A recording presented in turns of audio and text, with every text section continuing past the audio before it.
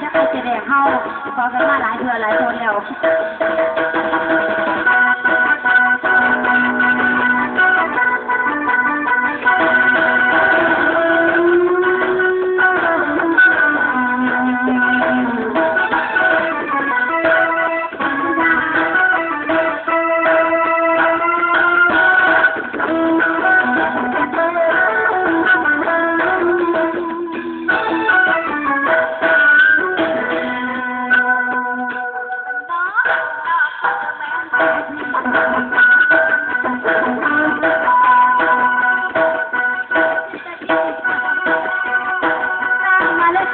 สมฟังหมอลำกันแล้วนะเล่ากันน้อกันน้อน้ำมันต้นบดไหลโซ่ลอย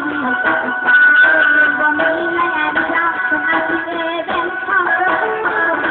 ต้องรอมันเลือก็ติดตัวเคยออกมันน้องมันดอกก็ที่แถวตาเตือนี่แค่นั้นมองที่มาเป็นสองเป็นคนควายแค่ตาวันนี้กันเลยเป็นเดือดหายยิบไปจนลา